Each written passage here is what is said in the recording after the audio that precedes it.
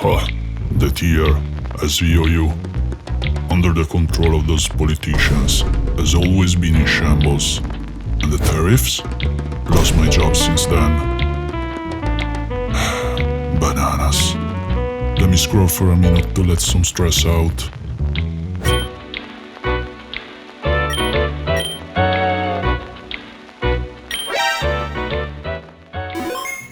My name's Jack Rillaboom. It's not a name that makes you think of anything clean, is it? I grew up in the slums, where the only rhythm you know is the sound of my drum. There, I learned fast that loyalty is a coin that has no value. I worked for Tuco Arucha and Warren Goldengo, two names that made their fortune betting on my strength, but it was never my strength they feared, it was my music. Every beat of my drum shook the city. They made me believe it was for them, but I was the one who gave the beat to it all. Then one day, things changed. Tuco betrayed me. Warren turned his back. They teamed up with John Curem. That's not a man. It's a coldness that creeps inside and freezes you to death. They used me, then left me there to rot in the gutters of the metagame. I found the strength to get back up. I don't know how, but hatred gave me a new melody. And now, I walk the street of Scarlet and Violet, playing my music as if it's the last thing I have. I'm looking for redemption. There's no one who can stop me. Because when I play, there's no Tuco, no Warren. There's just me and my drum. My name's Jack Rillaboom. And no one will betray me again. Nah, fuck this bullshit. Psst, come here, yo. I got the finest silver powder this side of the tier. One hit, and you'll feel like you're in Ubers. I'm good. Grass type, you know? I did it herbs, not dust. Sweet yourself. Just remember, new blood doesn't last long in underused. And run into BL? That's just buying time before the fall. Buy yourself a conscience and scram. The adults are talking. I've heard the drums in the alley. This is no place for your rhythm. Try some place with more class. The Weezing Lounge. It's where the real game plays. Weezing Lounge, huh? Sounds like I just got a new gig. Appreciate it, boss.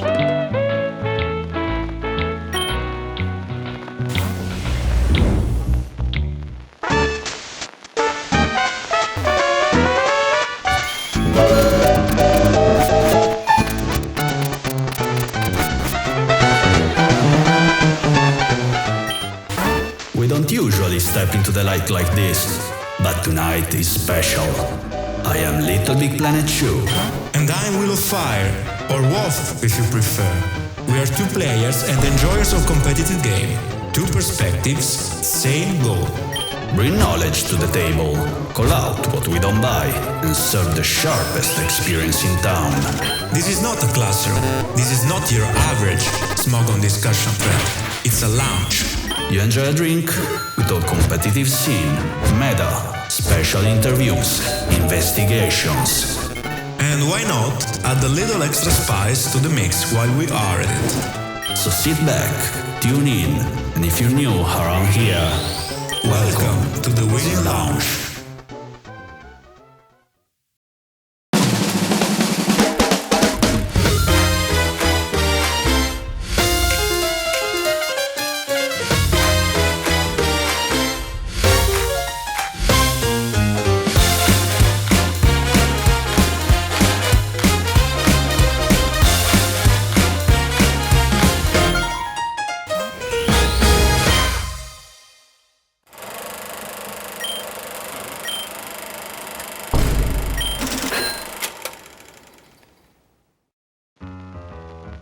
Galarian Weezing is, by all means, a unique individual, with middling stats and no proper recovery option for a defensively oriented Pokémon. You'd expect it to be mainly a niche team member or a gimmicky pick, and judging by its past usage rates in the tier, you'd be right, but many bright names start from the bottom. And as you know, this flaming hot, terastallizing dubstep fire for Metagame can be full of surprises, sometimes even ones that are both curious and pleasant. In fact, Galarian Weezing has made appearances in major tournaments, and its ladder usage has climbed high enough, reminding everyone that the boss never stays down for long. Back in overused, as it should be. So, what exactly does Weezing bring to the table? One of Weezing's best selling points is its ability to keep the field clean from hazards against Gholdengo. Gholdengo, with its new trait Good as Gold, can come in on other defoggers like Corviknight, which was very common last gen for doing this job, and prevent the move defog from having any effect.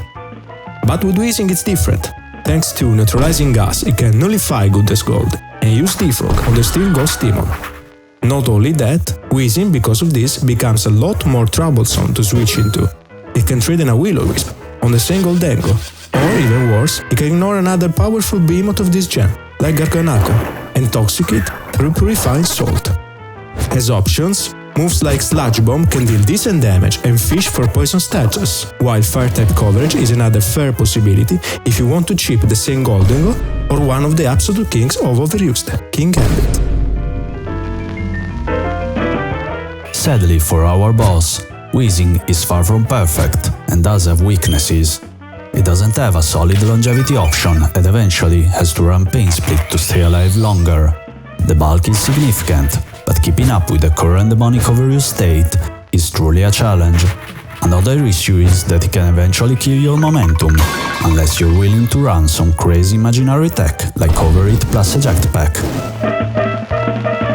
Well, we spoke of surprises a few minutes ago, curious and pleasant ones. And Galarian Weezing's rise to fame in competitive singles, as seen in his frequent showings in both SPL and World Cup, has been nothing short of extraordinary. Let's dive into the tuning actions and meta developments that brought Weezing into success.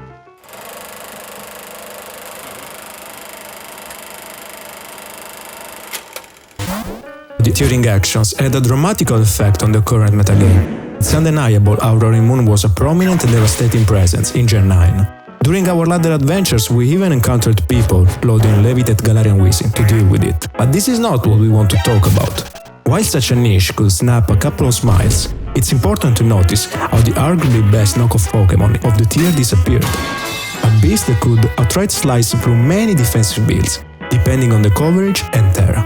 Something extremely hard to account to while team building. You may say that many knockoff users are still completely viable, but Rillaboom wanted to run it as his main offensive option for free, sporting insane instant power. Now, without his grasps on the bulkier side of the metagame, better teams gained some breathing room. Ah, what a day. Sky's clear as my scales, sun's warm but not too hot, and the breeze carries a salty bite. Perfect weather for a good long float if you ask me. One of the best knockoff absorbers of the metagame acquired more freedom while still being a classic pick for defensive builds. Gliscor itself can be a scourge for opposing archetypes if they lack the firepower necessary to deal with his insane longevity. Now, you can imagine why a Pokémon that, with careful maneuvering, can come in at the right time and instantly nuke the Flying Scorpion with his mere presence alone can find a spot in the metagame. But that's not all. Speaking of store, we all know how much Gholdengo can put pressure on it. The mere fact of denying hazard control in such a fast-paced metagame forced most defensive builds to buy as many heavy-duty boots as possible, just like scalpers are doing with Pokémon cards. Running 5 boots mons plus Gliscor can free you of slots that would be used for hazard control, but at the same time, you will lack any free passive recovery option. In a generation with recovery moves PPs nerfed to the ground, leftovers can be absolutely crucial in many scenarios, helping you nullify many rolls and progress your opponent might try to get. Weezing is the only Pokémon that can defog despite of Gholdengo. That already grants him a niche. You can couple it with Pokémon like Talonflame and Iron Threads, both capable of putting pressure on the rich Golden Rascal, and get the chance of running a stone team that doesn't rely on boots to survive, all thanks to our Industrial Tycoon. Now that we dissected the meta shifts that heralded Weezing's ascent, isn't this the time to see how he solidified his presence in the tournament scene? Current day, SPL 2026 is raging on, and Weezing is a loved pick. But it didn't start there. Let's go on with our history lesson. We'll be diving into a selection of games from the biggest tournaments of last year.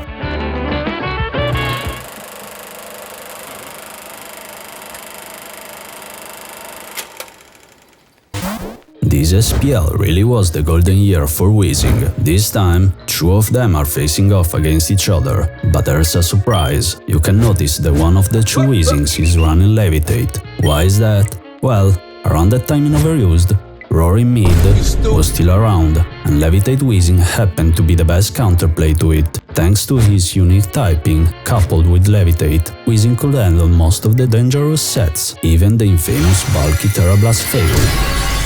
Here though, Levitate wasn't as helpful as you would think. You could even say it was the big difference that decided the loss. With Levitate, Weezing can't absorb toxic spikes, and while Askiss's team was super weak to them, Jolie could play around them with ease since his Weezing was grounded, and that made him win, with not much effort at all. His team was much better prepared to deal with hazard stacking. Leading with Weezing from the start was a solid choice to pressure Tinglu early. Not much could threaten Weezing Tour 1. If Gholdengo came in, there would have been a simple, relatively safe switch in to Moltres. Jolie, or Jolai, whatever, very likely didn't expect to face a Levitate Weezing, but he quickly abused the weak spot in the matchup to achieve victory. If One Last Kiss or Hulk for the convenience of my vocal cords had defog, I believe clicking it during the initial Weezing 1v1 would have made Jolie's life harder, and their own toxic spikes weren't really doing much. You'll much prefer keeping the field clean. Their Weezing was slightly favored in the mirror. It had leftovers for recovery and strange steam to push damage. Meanwhile, the opposing Weezing had boots and no real way to deal damage aside from Pain Split. Hulk's Weezing would have been the favorite in the face-off. Imagine the Metapod-like war if they committed to one-up each other. You might see Jolie's Weezing on the brink of death, clicking toxic spikes, and Hulk's Weezing losing the speed tie. Thus, clicking defog right after, cleaning the field as the former Weezing falls to burn. A gamble worth taking.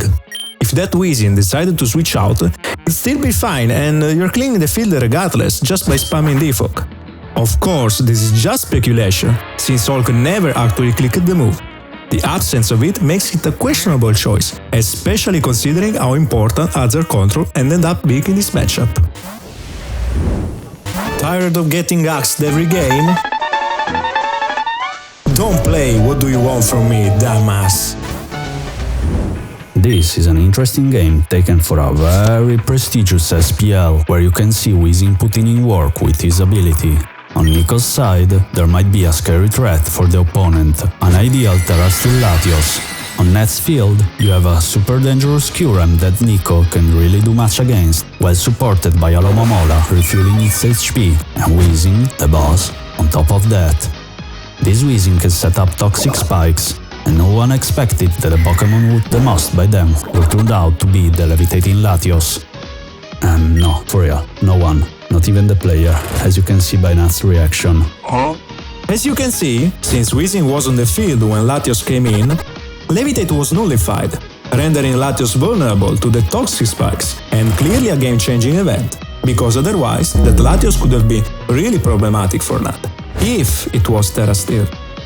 Another small note, Alomomola and Weezing are showcased here, and it's not a coincidence. The two work really well together, since Alomomola's wish passing can help Weezing's longevity, which has always been one of its weakest points. The game ends with Curem stalling all the resources Nico had.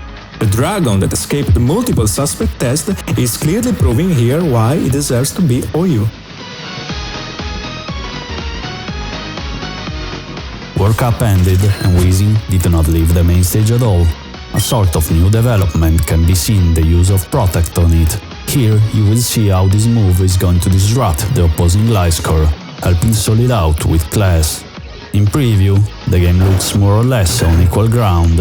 Antonaz has the core of Latios plus Gliscor to force progress and pressure the opponent's backbone. The opposing Corviknight in particular can suffer a lot from them together, offensively supported by Samurott, while the Tinkaton, Pecha and Zama core helps keeping the team stable. On Fusian's side, we have a very likely SD Gliscor, a Darkrai, a Zamazenta, a fat momentum-grabbing core in a Lomomola plus Corviknight, and Weezing. The game starts without many surprises. You see a few exchanges of blows, with Latios trying to make progress, Antonaz's Zamazenta revealing Ice Fang to hit Gliscor, Weezing causing a Precious Burn on Pecha, and Darkrai missing 2 Focus Blasts. Lavos was right. The game takes an interesting turn when Darkrai finally connects the first hit, a Dark Pulse on Zamazenta, revealing it's a Choice Specs variant. Antonaz's team has 3 decently bulky Dark Resist, so you might think Darkrai needs a lot of help to break through, but that doesn't happen to be the case. Darkrai, with the help of Terra Dark, can easily break the entire team with little support, while the aforementioned Dark Resists, especially Zamazenta and Samurott, couldn't even try to make progress against that Weezing, making them unable to be considered as proper pieces for a proper offensive campaign. Antonaz doesn't have enough raw power to break through Fusion's core fast enough, and can't really prevent Corvimola from getting momentum and allowing Darkrai to come in and claim a kill.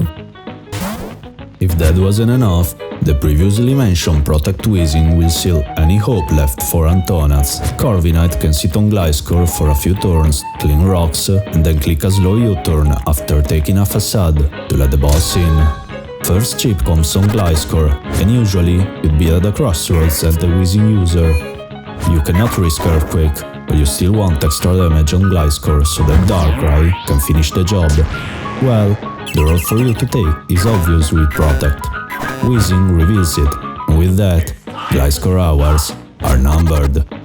This stack, in my opinion, really allows you to have a team structure like this one, which will really be weak to opposing SD Gliscors otherwise. Now Antonaz has nothing left to win the game, and the ending is pretty straightforward, with Darkrai and Zamazenta taking the last kills, granting victory to Fusian.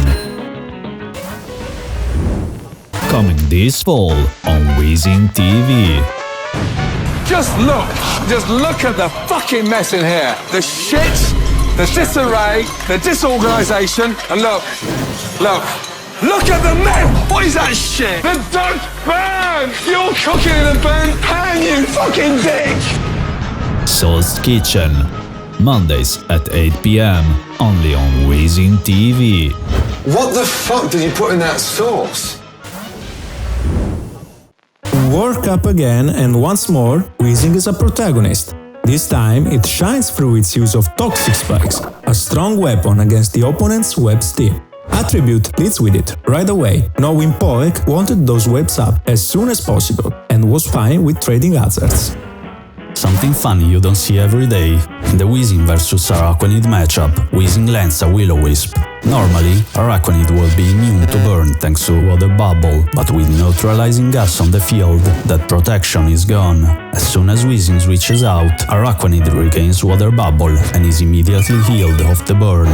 Attribute wasn't aware of this interaction and sent King Gambit in, expecting modest damage, but then he was dead wrong. He has to pivot back into Zamazenta immediately to avoid losing Gambit altogether. Then Poek goes hard into Great Tusk. I'm not sure that was the right decision, since he still had Gholdengo and possibly Iron Valiant in the back. He probably wanted to preserve the balloon for Gliscor. Consider the fact that forcing Zamazenta to burn its defense boost could have made Tusk a real threat. With webs up, Tusk outspeeds the entire team and can start punching holes. Still, it might have been better to go Valiant first and scare out Zamazenta. Galarian Slowking comes in regardless, thus you suck Valiant, like what ended up happening. But in this scenario, Tusk still breathes, ready to come in clean and start doing serious work. Instead, Poek tries to immediately remove the Toxic Spikes and chip Zamazenta with Tusk. Valiant comes in, Zamazenta swaps out for Galarian Slowking, and then Cerulege enters the field. After a crucial Zord dance though, Cerulege misses a key Poltergeist, a massive setback. Gliscor survives, accused after connecting a Toxic, and if that wasn't enough, Gholdengo later misses a critical Focus Blast. From there, the game spirals.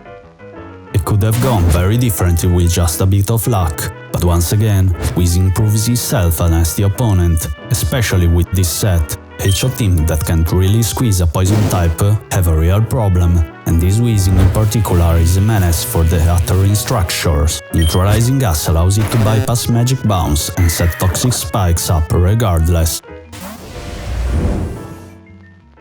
As Corviknight faced the king of ground types, Gliscor, the metal bird asked him, "Are you Gliscor because you're poisoned, or are you poisoned because you're Gliscor?" Gliscor began to open his domain, Poison Cure, and with his cursed technique, Terra Ghost began stalling for power points. However, Corviknight uttered the phrase, "With this treasure, I summon Galarian Weezing."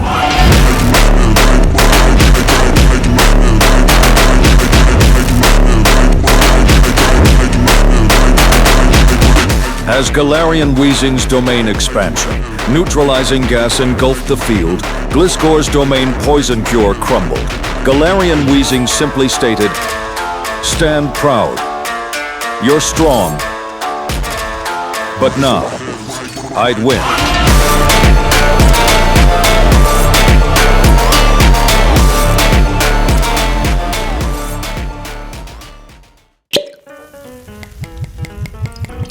It is not personal, Gliscor. It's strictly business.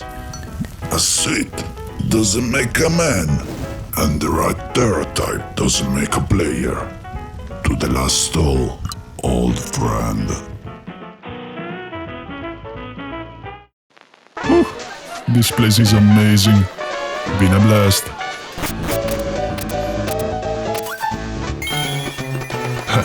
They got the eyes too.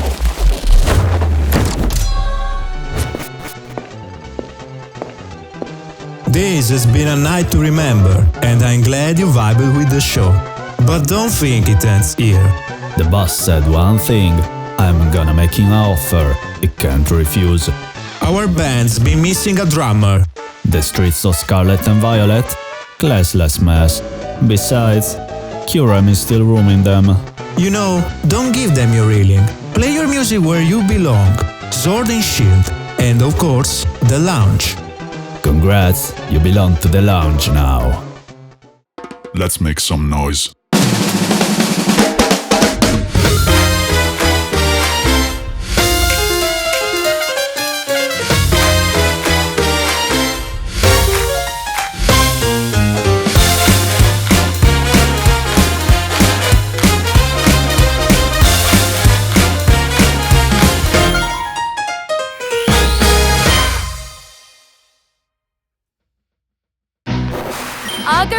Spring. Rookie detective. They call them the Stole Council.